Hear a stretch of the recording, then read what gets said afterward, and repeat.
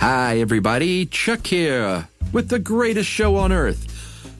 Wrangling Brothers Barnum and Bailey Circus, you say? No, Stuff You Should Know, the podcast. That's right, it's Saturday, and that means it's time for another Selects, and this one is from May 2018. P.T. Barnum, More Complicated Than You've Heard. And I picked this one, you guys, for two reasons. One, because I believe in this episode, I predicted that Hugh Jackman would play the man in a movie one day. One of my two predictions, along with Jared from Subway being a creep. And the other reason I picked it out is because I finally saw the movie The Greatest Show on Earth recently with my daughter.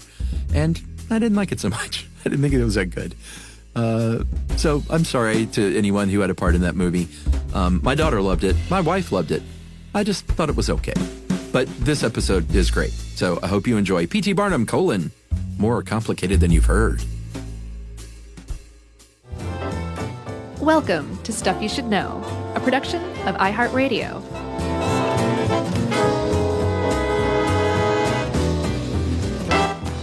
Hey, and welcome to the podcast. I'm Josh Clark. There's Charles W. Chuck Bryant. There's Jerry. Hello, hello, hello, hello. Jerry's got a top hat on. I know. I don't know why. I don't know. She's trying to be all Mr. Monopoly. Or P.T. Barnum. Oh, yeah, I forgot he wore a top hat, allegedly. Oh, no, he did. I saw a picture of it. Yeah, Hugh Grant certainly did. Hugh Grant, Hugh Jackman. Hugh Laurie. I think it's Hugh Laurie. That's who it was, yeah. No, it's Clive Owens you're thinking of. Yeah, Hugh Jackman, man. He wears that top hat like a champ.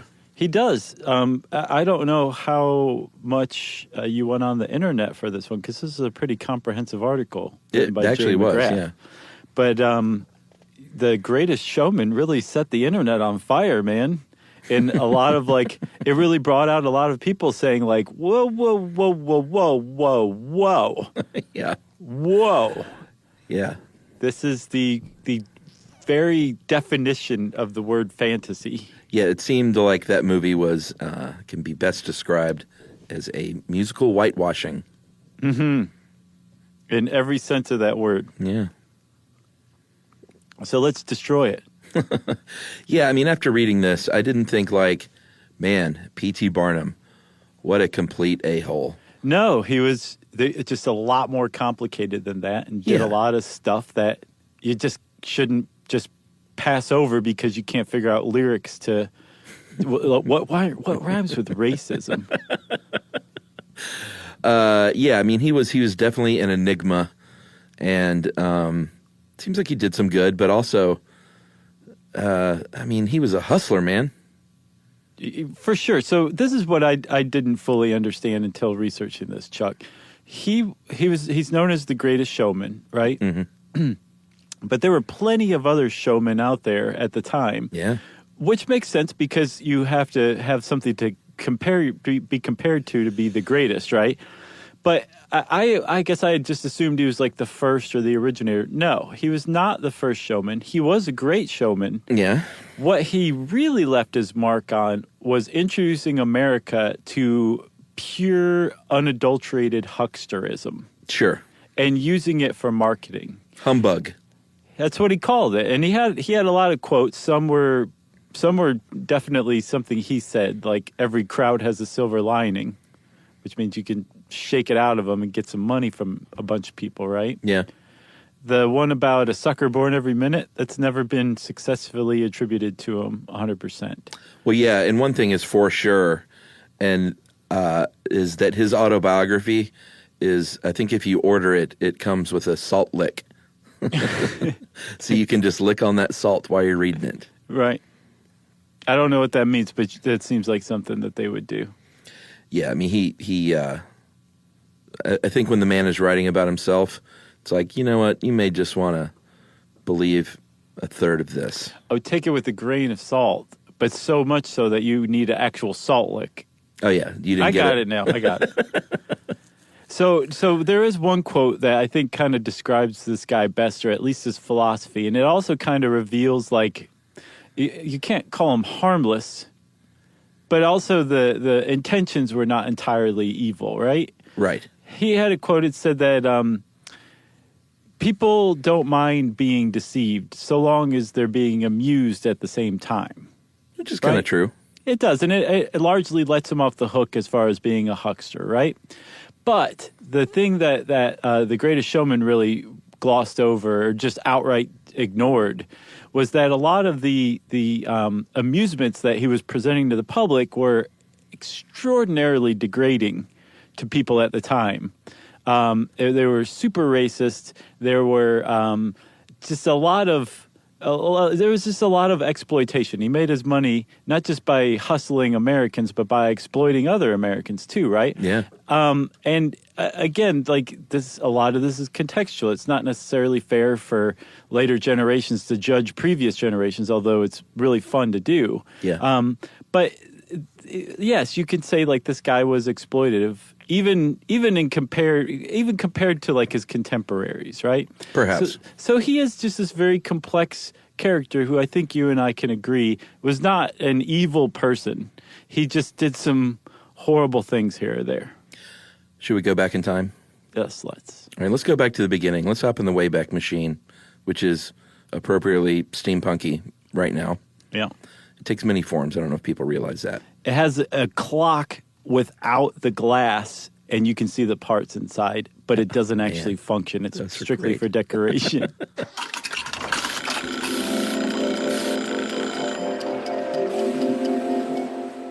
So let's go back to 1810, back to Bethel, Connecticut, where this man was born, Mr. Phineas Taylor Barnum. He had sort of a mixed family life. They point out in this article, he was firmly American. His great-great-great-grandfather came over from England as an indentured servant in the 17th century. Eventually became a landowner, but they didn't. It's not like they had a ton of money. His dad, Philo, great name, Yeah, all these are great names. he was not super successful. So it was kind of up to young PT to make his own way in life. Right. Yeah, his father was a farmer, which introduced Phineas to the idea that he really hated like manual, mindless work. Now, he didn't like doing that farm work. But that's not to say he didn't like work. He just liked very specific kinds of work where his energies were appropriately channeled. Like bilking people out of money. Sure, yeah. I mean, that was kind of it. He liked.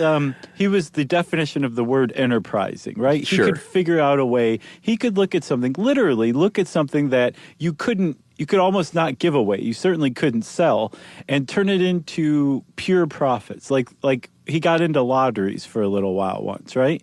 Yeah, I mean, he went to work. He left the farm, went to work at a country store, and realized quickly, like, just because you're in the country doesn't mean there aren't like swindlers and cheaters out here. Yeah. So he kind of learned some of the tricks of the trade there.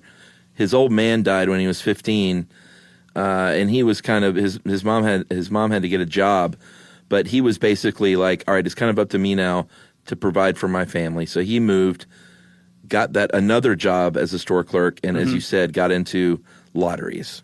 Yeah, and he was early on pursuing a career at clerkship, which I guess is a thing. Yeah. But yeah, so there's this. He saw easy money in lottery, so he set up one himself. Apparently, when he was working for these owners of the store, they were away at one point, and he got his eyes on some tin kitchenware that just would not sell. Yeah. So he took some other stuff that wouldn't sell at that store. These things weren't his, by the way. Right. And he traded them for a bottle collection, which I guess was the thing that people wanted at the time. Yeah. And he put those things up as prizes, right? And he started a lottery, and these were the prizes. And there were cash prizes, but he ended up selling like 1,000 tickets or something like that in this little town store based on these prizes and some cash prizes, saying like half of all tickets were going to be winners. And you might win a bottle, or you might win like a tin muffin pan, but you could also win this cash. And so these things that had just been sitting on these shelves forever were suddenly turned into something valuable thanks to his marketing expertise. And this is while he's still a teenager. Yeah, we've covered this in something before, that lotteries were a thing back then that someone could just cook up. You know, like it's not like the lotteries we have today, like these sanctioned ways of stealing people's money. Right. But back then, you could just cook up a lottery in a small town and be like, you know what, I've got, it was almost like a Ponzi thing. Like I can raise money, Right. give away some of that money in prizes, and then keep the rest. Right. I think that was in our lotteries episode. Oh, really? Yeah. Okay, well, in order to do that, though, you have to be a natural-born salesperson, which is what he was. You really do. And like lotteries would play like a theme throughout his early career. Like that's how he ended up making his initial, I don't know if fortune's the right word, but that's how he staked himself and his family was through lotteries and working in stores and then eventually owning stores like general stores, grocery stores, that kind of thing. But the lotteries are where he made his money. And he actually figured out that you could make more money with less work than having to go to the trouble of setting up a lottery. Like you said, anybody could just set up a lottery by taking tickets from somebody else's lottery and selling them further out at an increased price. But then he figured out one more thing, Chuck. You didn't even have to go out and sell these things yourself. You could hire other people to sell them even further out. All you had to do was give them the tickets and collect the money that they brought you. So he ended up making money by basically expanding other people's lotteries for a while. That's right. And in the middle of this, and he had moved to Brooklyn at this point. He's kind of hopping all over the place there in the Northeast. But and to be fair, we're hopping kind of all over his early life right now. Yeah, for sure. Chronologically. Yeah. So in this time period, he met who would become his wife, a woman named Charity Hallett, who he described in his autobiography as a fair, rosy-cheeked, buxom girl with beautiful white teeth. Did I mention she had big boobs? Right. What's the second line? But those teeth, man. So they would get married, and I think they had 4 daughters. But during all this time, he had a little Josh Clark in him because How do you mean? well, he was writing letters to local papers that weren't getting published. So he said, "You know what? I'm going to start my own paper." Yeah. He Clarked himself a paper. I'll see you all in hell, media. Yeah, and much like yourself, you started your own paper, which was kind of cool. Sure. I mean, like if people won't print your crank ideas, Yeah. just go start your own paper. It's like if you want to get your manifesto out there and Either become Unabomber-esque, which we don't recommend, or start your own paper. That's right. And his was called the Herald of Freedom, Which is terrible. and this is where it gets a little weird because he kind of went after people. Was eventually hit with a libel suit and spent 60 days in jail. But that sold a lot of papers, and he was also hailed as a hero because apparently he was legitimately exposing corruption. Right. So to me, Chuck, that one really stood out because it shows just how huge this guy's life story is. Yeah. That even if you make a movie out of it, the best you can hope for is to pick like 5 or 6 or 10 different things and try to find a thread throughout them, right? Right. And whether that's an accurate portrayal or not, it can't possibly be because this guy's life was just so enormous and he did so many things and he was such an outsized character that a lot of times you either vilify him or glorify him. And it was much more a combination of both of those things. And I think that example really says it all. Like he had his notions and he started his own paper and ended up going to jail and subscription boosted. So ended up making money from it. But at the same time, he was legitimately trying to call out corruption in this town that he cared about. So his character was much more complex than you get from just about any source unless you read biographies about him. Yeah, agreed. So finally he says, or I'm sorry, Connecticut said, no more lotteries in Connecticut. So he's like, all right, what am I doing here even if I can't do this little scam? Yeah, he's like, I love this town, but not that much. So in 1834, he left the paper, shut that down, moved his family to New York City, and should we take a break? Perfect time. All right. We're in New York City, and we'll be back right after this. If you want to know, then you're in luck. Just listen up to Josh and Chuck. Stuff you should know. Stuff you should know. Stuff you should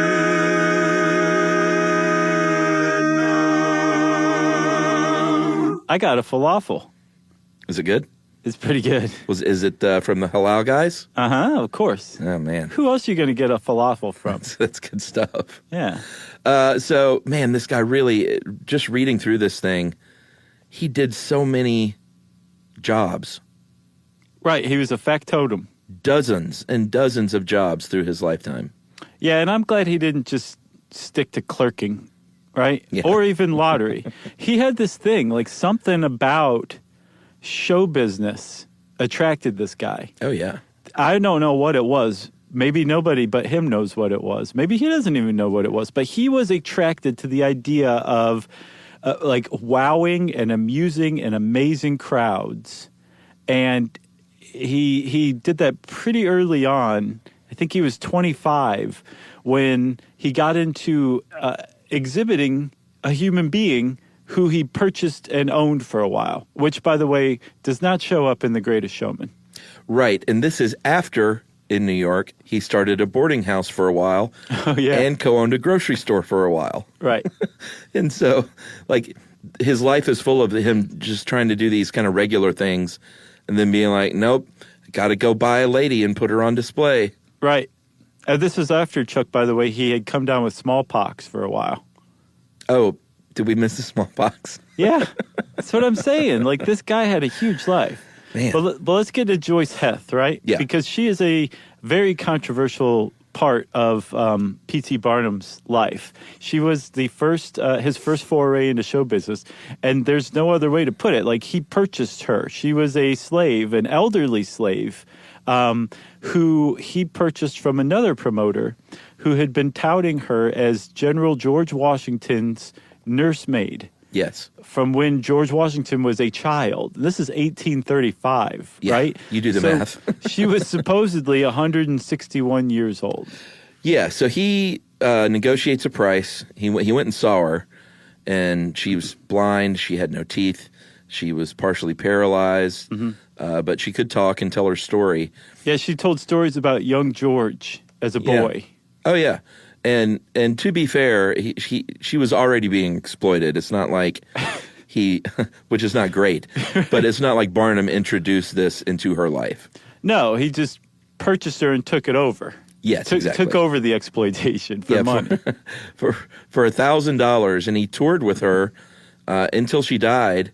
Not that long later, just like a year later, not even in 1836. Right. He made a lot of dough, and it was sort of a watershed moment for him, where I think he was like, "Wait a minute, I've realized that I can get people in a room by cooking up these stories and getting things in the newspaper and printing these posters. And even if business was down, he would do these crazy things. Like one of them, when business was down, appearing with Heth at one point, he accused her of being a robot, what they called at the time an automaton. In an anonymous letter to the editor in a newspaper. Yeah, a robot made of whalebone, rubber, and springs. So everyone was like, whoa, whoa, whoa.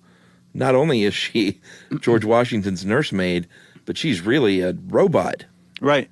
And what that did was it got the people who had been avoiding going to see her, because even at the time, people were like, this is pure exploitation. This woman is being exhibited like a giraffe would be or something like that. She's an old lady. He's working her 10 to 12 hours a day. Some people think that he worked her to death, literally.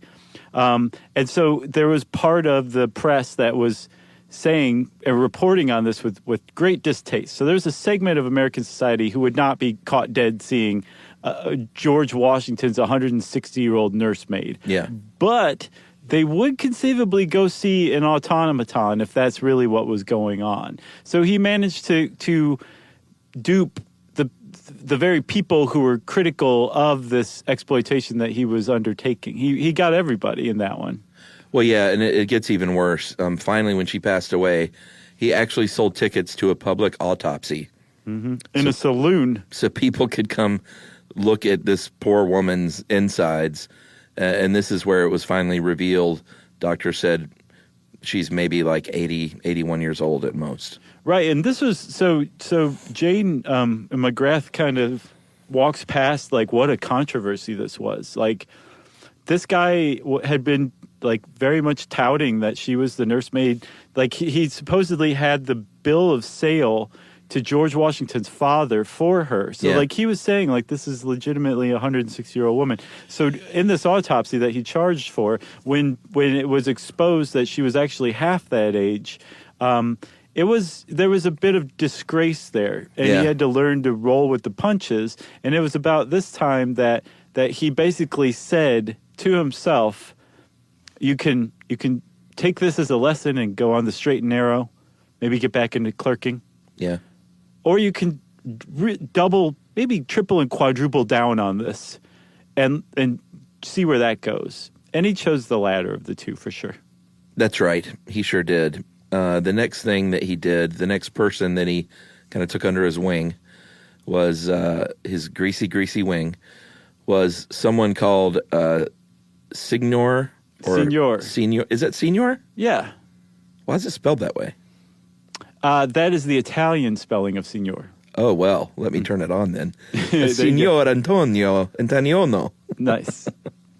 Antonio. I added Right. an extra bit in there. Signor Antonio is another way to say it. Well, sure. If you're a dullard. I'm a bit of a dullard, Chuck. I think you know that after 10 years. So this guy, we're really milking that 10-year thing, huh? I've got my SYSK 10-year Army shirt on. I see that. It's very Yeah. nice. Thank you. I've been working on my buxomness. You're quite buxom. So Signor Antonio was a balancer. He's one of these guys, like a plate spinner, walked on stilts, juggles. He could throw things in the air and catch them very fast. Yeah, he's like a hippie. Yeah, exactly. He would be on tour with, he'd had those little sticks. What are those called? Devil sticks Devil sticks? or a hacky sack. Any of those things. Yeah, he'd pull a hacky sack out of his ear at any moment. Right. So this guy, he said, all right, you need to be my newest client. I will make you famous. Change your stage name from Signor Antonio to Signor Vivala, Nice. because that's a little more, I don't know, exciting. I guess. Sounds I about like the same to Signor me. Antonio. Yeah. I do too. It's a lateral move. Here's the thing, though, is there were a lot of dudes out there spinning plates, so it wasn't like he was so unique. But Barnum thought, you know what, I think you're better than the rest. So here's what I'll do. And again, this is just another example of how good he was at promotion. He said, I'll do a free performance for a theater, and I'll even be your assistant on stage. And people came, and so the theater said, all right, I guess if people come for free, they'll pay. I think what he was saying was I think that's exactly. I think you're right. He just wowed them enough, I think. That's the impression I have. Yeah. But even still, despite Vivala being genuinely good, he was, I think, head and shoulders above most of his contemporaries, Most plate right? spinners. Yeah. I think people saw in the press, oh, there's a really good plate spinner. We saw a plate spinner at the office last week, so I'm not going to go anywhere to see another plate spinner. I'm certainly not going to pay. Yeah. So Barnum had a pretty good idea, but it actually came out of a uncomfortable situation that fell into his lap with Roberts, another plate spinner. Yeah, so this is a rival plate spinner who apparently would go to He was performances. West Coast. Yeah, he was a Crip, and he would go to Vivala's performances and heckle him, I guess. Mm-hmm. You call that plate spinning? Boo, terrible plate spinning. Stuff like that. And so P.T. Barnum cooked up a thing where he was like, all right, I'll offer 1,000 American dollars to anyone who can perform Vivala's act in public. Roberts accepted, but here's what really happened is he got together with Roberts, and they all three hatched a plan to do these kind of staged competitions. Right. So they promoted it in the Plate press. spinning competitions. East Coast, West Coast plate spinning rivalry is going on right Man, now. it's a hot And battle. Everybody's going to come see this, and everybody did. And in that first performance, Roberts, as was staged, conceded he could not replicate Vivala's act. It was too good. But I would love to see Vivala replicate my act, and I challenge you, Signor Vivala, to replicate my act tomorrow night at this same theater. Yeah. And they kept going back and forth like that with this staged rivalry that they made some cash off of thanks to Barnum's ingenuity. They did. Finally, in 1836, the circus comes into the picture. He joined a traveling circus, Barnum did, as a ticket seller, which I take it to mean he doesn't sit in a booth and sell tickets, but he goes around town selling tickets. Yeah, like chambers of commerce or something like that. Yeah, and of course he got a little commish off this thing. So he was making some dough. Vivala joined that same circus as a performer. Of course, they were attached at the hip at that point. No, that was Chang and Ang. Bunker you're thinking of. That's a dad joke. It totally was. And this one I thought was a little bit weird. Apparently the circus proprietor, a guy named Turner, was into practical jokes, and not very good ones, because this practical joke was he convinced a crowd that Barnum was the Reverend Ephraim Avery, who had been acquitted of murder, but everyone thought that this guy had committed murder. And back then, no one knew what anyone looked like. So he said, this guy is Ephraim Avery.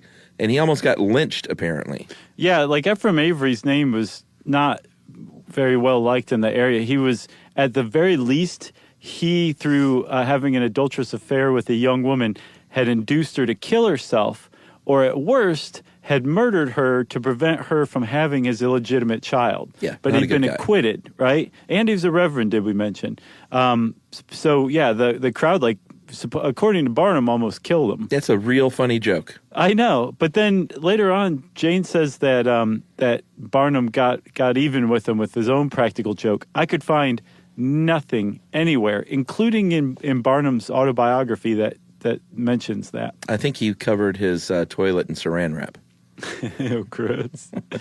That is so nasty. He gave him an upper decker. Gross. That's even worse. So apparently these guys got into business together, and it became a thing where people would go see the circus where the two ringmasters would kind of go at each other with these practical jokes. Right. That became a thing. So there's a transition going on, another transition now. He started out store clerking, lotterying, got into show business, where it's like basically a Colonel Tom to different performers. Yeah. And then now he's transitioning into the circus.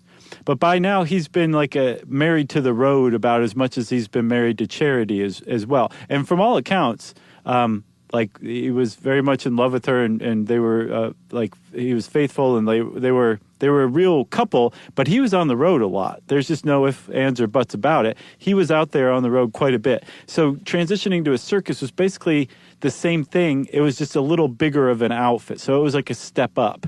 But you got to also keep in mind here that he's spending a lot of time on the road at a time when travel was really long and really tough.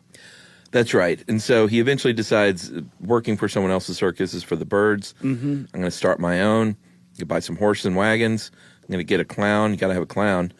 I think he still had Vivala at the time. Yeah. And started Barnum's Grand Scientific and Musical Theater. Toured all over the place for a little while. And then they disbanded. Right. Nothing ever seemed to work out for very long. No, I think that he got fed up, it says, with some of the rivalries with other showmen, that you would build your whole circus around like an act, and all of a sudden the act would be like, I'm sick of this. I'm sick of being on the road. I'll see you later. And all of a sudden your circus would fall apart. I think they were kind of tenuous outfits, right? Yeah. But the thing about Barnum was like something about this called to him. Like he would, when his circus collapsed and he was out in the middle of the country on the road and he had to go back home, the first thing he would do was start figuring out his next circus or his next act or whatever it was. He would go back out again. He was indefatigable. Indefatigable in that sense. Yeah, so, I mean, we'll quickly speed through the next couple of years. He did a little steamboat circus for a little while along the Mississippi River. That didn't come along. He tried to do a respectable business again. Went into business with a guy who manufactured grease, right, paste, and cologne. That did all right for a little while, but then that failed. And then this whole time he still feels that pull to the tent. Right, he sold illustrated Bibles for a little while. Yeah. Finally, here's the thing. He wanted stability. Like, being out on the road was tough. Ask Steve Perry, right? But he wanted this to be tied to show business in some way. Yeah. Finally, one day, in I think the 1841, he had another big break, or another big vision. There was a place in New York, a museum, and what you would call today a museum, that was up for sale in I'm not sure where it was, but it was in New York, right? Yes.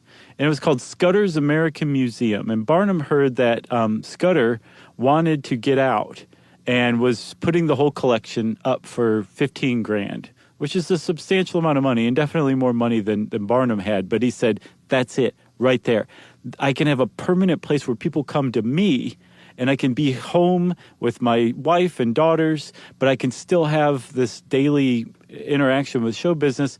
I got to buy that thing. Well, and it will also accomplish this is I can still have my freak show performers, but because it's a museum, somehow it has a little bit more respectability. Right. Because apparently at the time, theaters weren't like they are today. It wasn't like we're going to the theater. Theaters could be a little bit like a second-tier entertainment. Right. It was like hoi polloi, tawdry crowds went to the theater. That was associated with like burlesque or something like that. Or even like human oddities exhibitions, stuff like that. That was theater stuff. A museum like Scudder's, like respectable people could go there. So what Barnum did was he bought a museum and then dragged it down into the mud. Right. And the way he financed the museum, I didn't fully understand, to be honest. Do you want me to explain it? If you want. Or we could just say he ended up with a museum in 1841 through a lot of work. And I think that's fair enough, because it is a little bit like, robbing Peter to pay Paul. Right. It wasn't just a straight up purchase. Let's just say that. Right. But so one thing that you can say about this museum, which he renamed Barnum's American Museum, it was a big success. And one of the reasons it was a big success was because he tirelessly worked at finding new and interesting ways to market the thing. Right? Yeah. And by, I'm not sure exactly when, but by a very short time after he opened it, I think that same year in 1841, he charged 25 cents a person for admission. He had something like 4,000 visitors a day. Yeah. And he took this thing, like I say that he dragged the word museum down in the mud. He definitely added and expanded to the definition of museum. And then he also had this lecture hall where he had like performances that you would see like in a circus or something like that. And he turned this place into an emporium, just something huge and an enormous spectacle. And something like 850,000 pieces were on display in his museum. So you definitely got your quarter's worth for sure. Yeah, and those are just the pieces. He also, as far as the circus element, he had everything covered. He had dancers, musicians, plate spinners, ventriloquists. Well, you got to have the plate spinners. He had little people. He had big people. Mm-hmm. He had ladies with beards and robots and puppets and animals. He had giraffes and grizzly bears. Like, he really had everything humming on all cylinders at this point. Yeah, he really did. And again, there was that whole thread of like, there were people being exploited. There were people who were complicit in that. There were people who were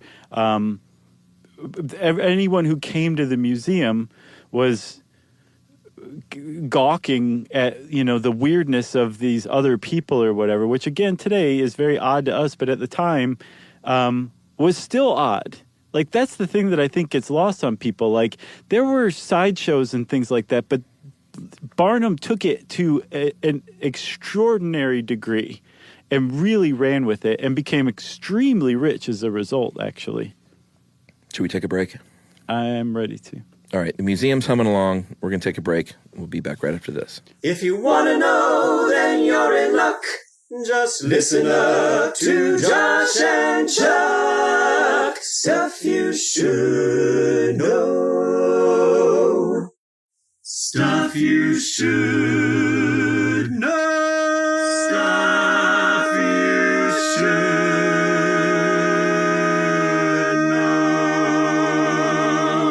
Okay, we're back. Yeah, so we mentioned earlier about the humbug, this kind of hucksterism. In his biography or autobiography, which was rewritten by himself, by the way, after people read the first version and said, what a jerk. Yeah, he was like just openly boastful and a braggart about how much he exploited people and how much he duped the American public. He toned it down a little bit in the revision, but he did talk a little bit about being slightly embarrassed about kind of how shameless he was. But then again, in the next line, he would say, but you know what? This is how everyone is in my business. I'm just better at it than them, basically. Yeah, he said, oh, there's a great quote. I can't find it anywhere, though, where basically here it is. If his advertising was, quote, more audacious than his competitors, it was not because I had less scruple than they, but more energy, far more ingenuity, and a better foundation for such promises. He thought a lot of himself. He definitely did, but he also worked pretty hard at it for sure. And I think if you compared apples to apples at the time, Barnum's jam was way better than anybody else's jam. Yeah, for sure. So he had 3 really big successes in a row with his museum here. The first one was called the Fiji Mermaid, Feejee, and this was in 1842. And this was a big deal. He got a man named Levi Lyman. He was an old colleague of his, and he said, "Here's what I'll do. You are now Dr. J. Griffin. You're a naturalist for the British Lyceum of Natural History, which was not a real place, and." You were in ownership of what we'll call the Fiji Mermaid, which was a what did we call it in the taxidermy? Rogue taxidermy? Yeah. It was rogue taxidermy. It totally was. It was like a jackalope, except what was it? It was a head of a baboon, torso of an orangutan, and a fishtail, just for good measure. Yeah, and as far back as they can tell, it was probably made by a Japanese sailor in the 1820s, and it passed through a few hands before Barnum finally leased it and put it on display. I wonder where that thing is now. I looked. I don't know. There are other Fiji mermaids out there. It was like kind of a thread of rogue taxidermy in the mid-19th century, and I think Harvard has one on display. But I looked to find out where P.T. Barnum's is, and I can't find it. It's probably like on Richard Branson's headboard or something. It may have actually burned up in one of the many fires that plagued P.T. Barnum's life, sadly. Yeah, things are going to get fiery here in this last bit, too. Yeah, well, anyway, let's get back to the Fiji mermaid, though. Okay. Okay, so Dr. J. Griffin is touring with this, supposedly touring with this mermaid, right? Sure.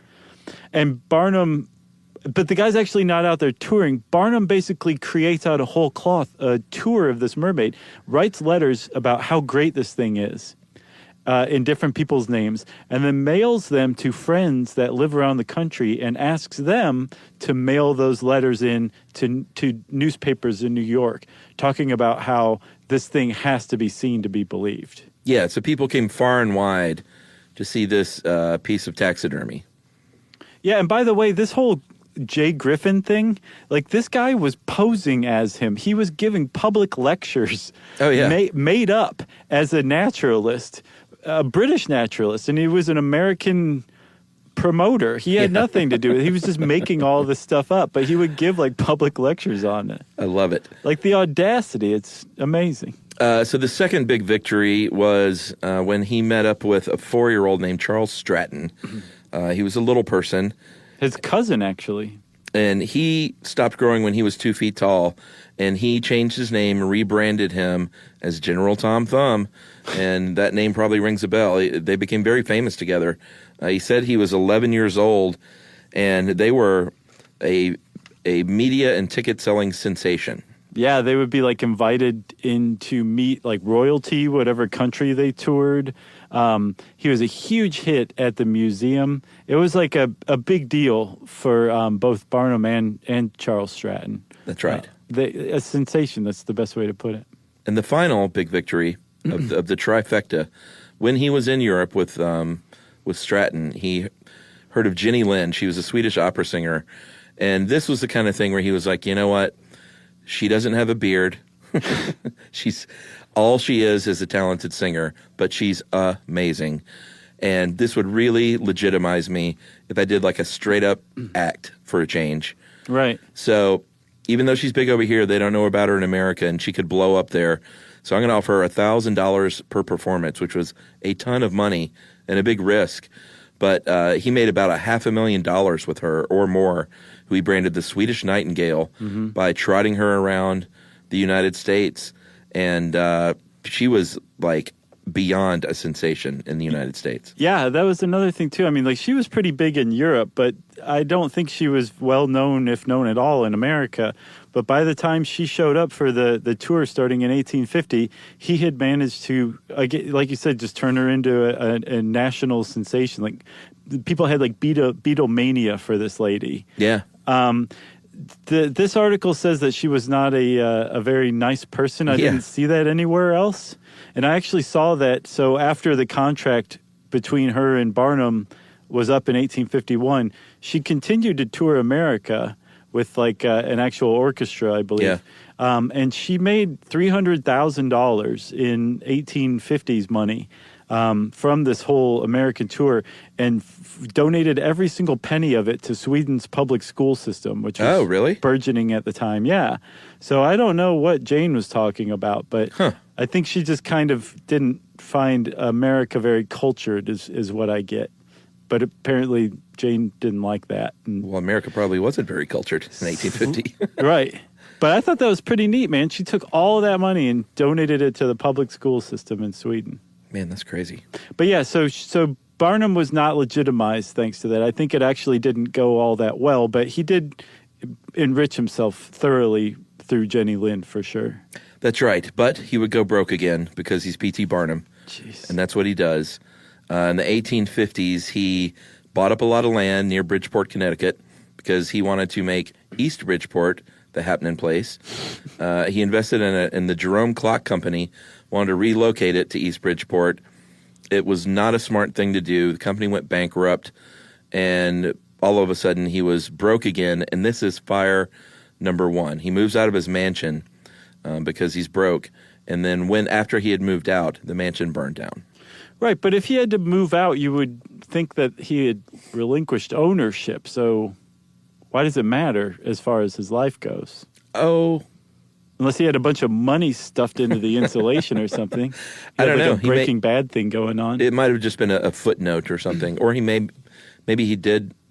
No, I guess if he had moved out, then he didn't own it. I just thought that was a little weird. Yeah.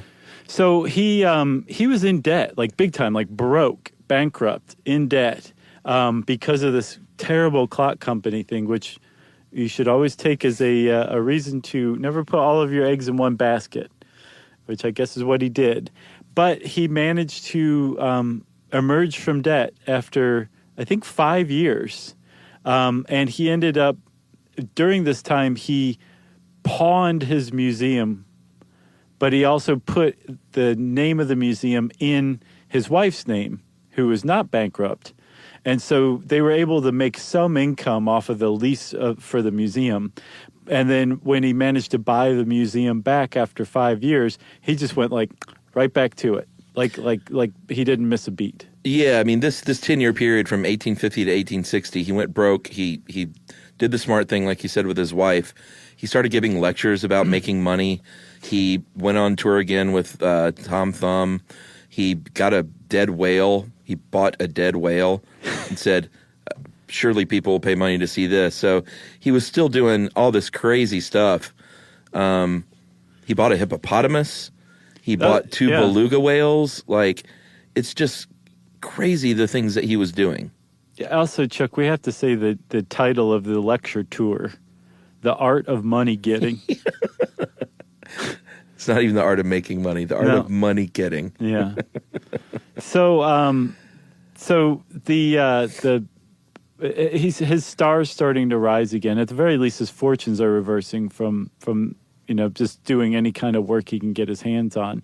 And then all along this way, like Barnum was he was what's known as a Jacksonian Democrat. Yeah. Andrew Jackson was a populist president, and he was, I think, didn't we lay, he was the one who was responsible for the Trail of Tears, right?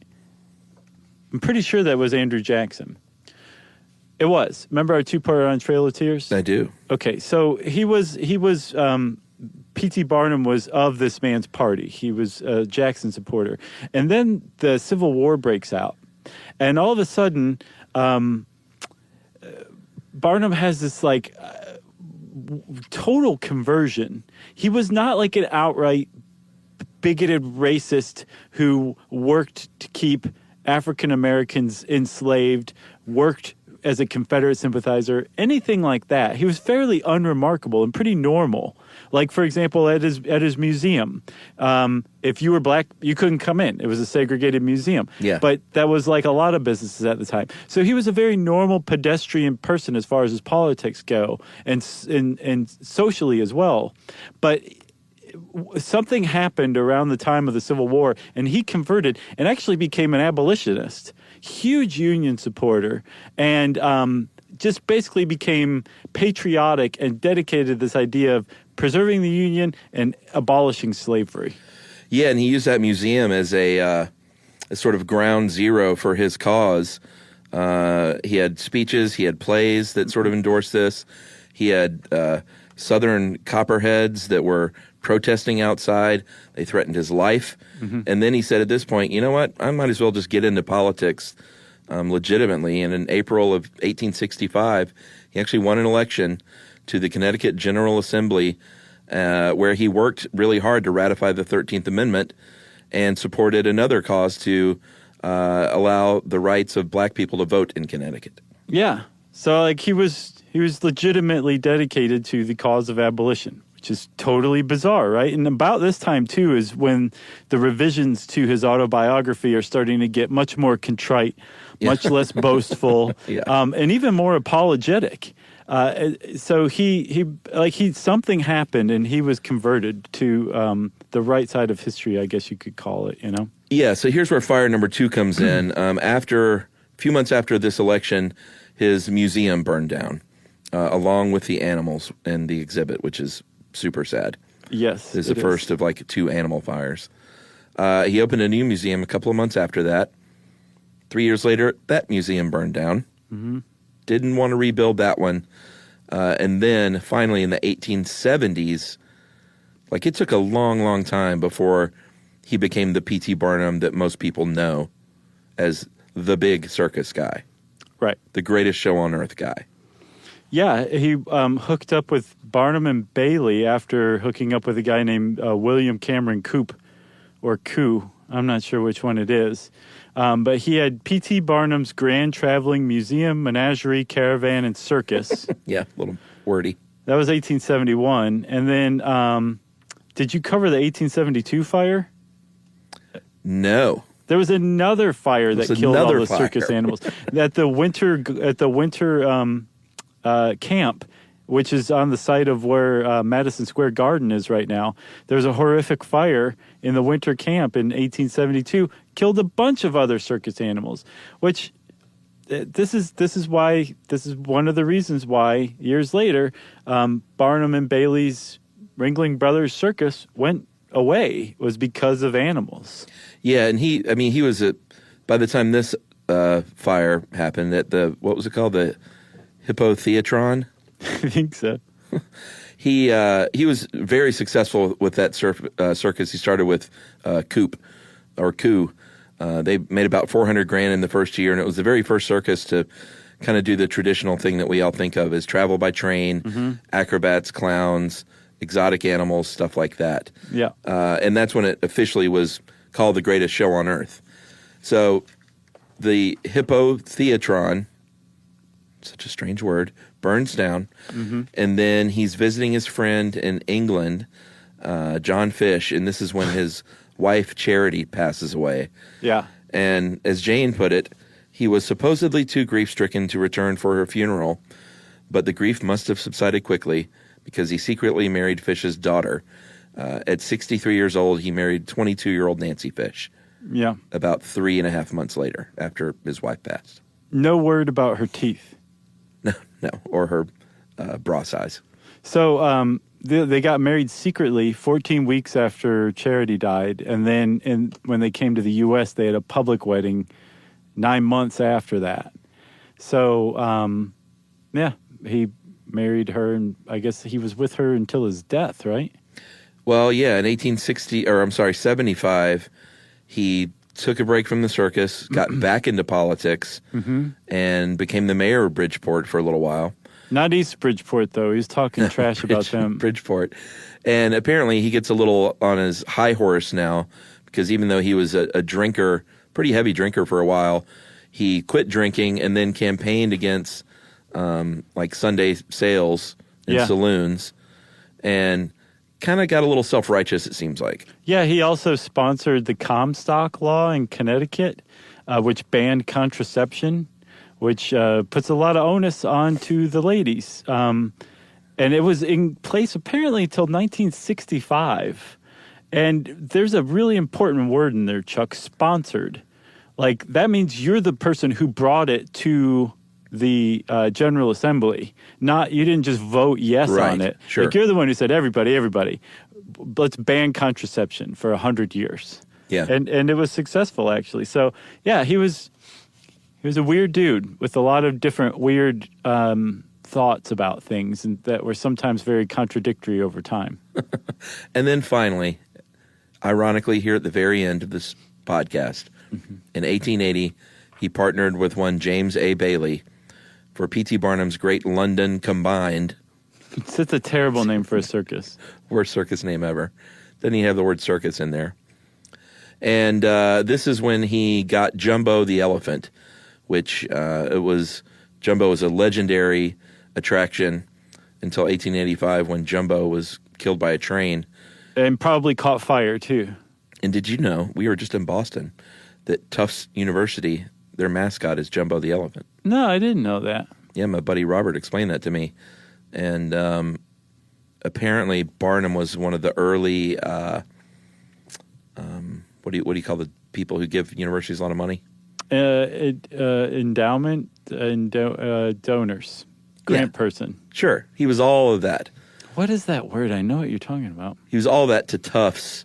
And so Jumbo the elephant became their mascot. And I think, because it does say in here, he displayed Jumbo's preserved hide and skeleton. I think it was, or maybe is, on display at Tufts. Oh, wow. I'm not sure if it still is, but I think at one time it was. So wait a minute. This guy also gave a substantial amount of money to help found a university? I don't know, found, but to the university. That's a benefactor? Is that the word? Benefactor, yeah. Maybe to found it. I'm not sure of the timeline there. Man, that's really crazy. He did a lot of stuff. So go Jumbos. Yeah, the fighting Jumbos or the passive-aggressive Jumbos or what? The stomping Jumbos. There you go. That's pretty good. So Barnum and Bailey weren't together for too long initially. They parted ways, but then again joined in 1887, ultimately, finally, for the Barnum and Bailey Circus.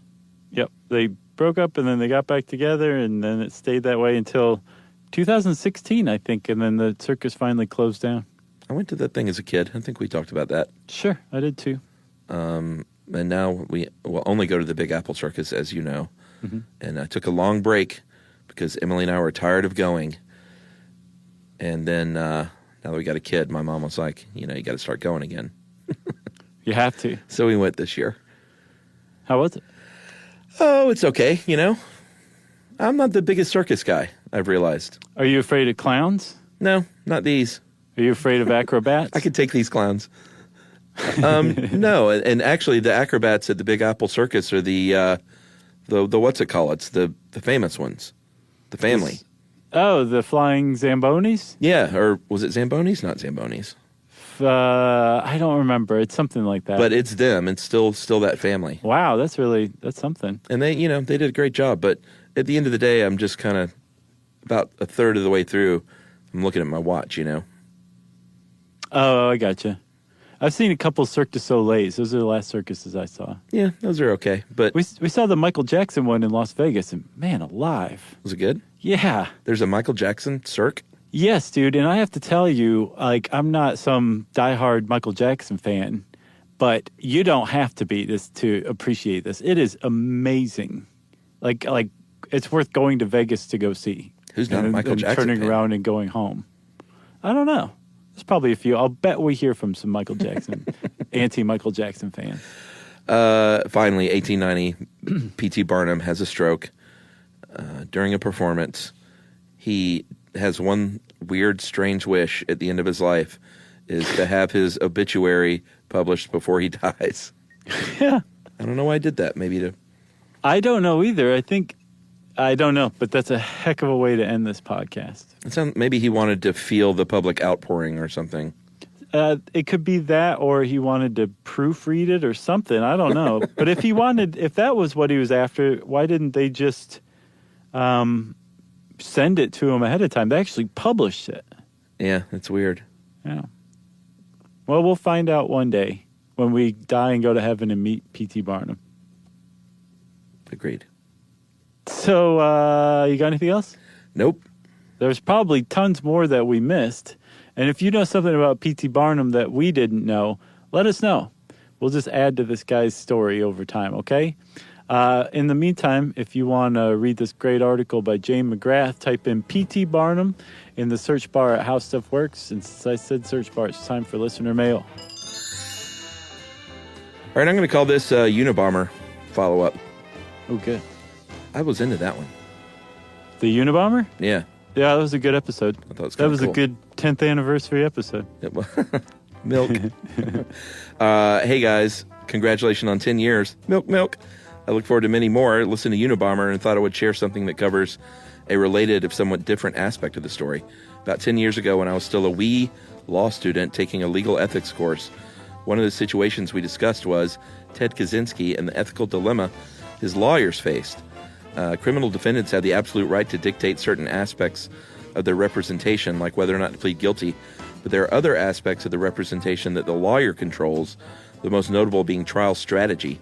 While lawyers should always listen to the client's overall goals, sometimes it's necessary to override a client's wishes on how to achieve their goals, because the client's desired strategy is either legally incorrect, unethical, or simply ill-advised. Kaczynski's case presented an interesting ethical problem for the attorneys because he refused to allow them to pursue what they perceived to be his best defense and his only hope of avoiding the death penalty, namely claiming he was not guilty by reason of mental disease known as the insanity defense. The conflict was that, on one hand, his attorneys had a duty to zealously represent him, but Kaczynski objected so vehemently to the chosen defense that at one point he attempted to go pro se, aka represent himself, which would have been an utter disaster. As you noted, he pled guilty, so we'll never know what they would have decided to do had he gone to trial, but his case is one which most lawyers have thought about or discussed at some point in their careers. That is good. Fordham Law, go Rams. And that is from Deb. Thanks, Deb. Appreciate that. Yeah, I remember we were kind of saying, like, his whole thing was he pled guilty because he didn't want to plead insane because his ramblings would have been the ramblings of a convicted insane madman. Yeah, very interesting. Again, thanks, Deb. We always love hearing from lawyers out there. That whole joke about lawyers at the bottom of the sea being a good start, we have always found it tasteless. Sure. So get in touch with us. You can send us and Jerry an email to stuffpodcast@iheartradio.com. Stuff You Should Know is a production of iHeartRadio. For more podcasts from iHeartRadio, visit the iHeartRadio app, Apple Podcasts, or wherever you listen to your favorite shows.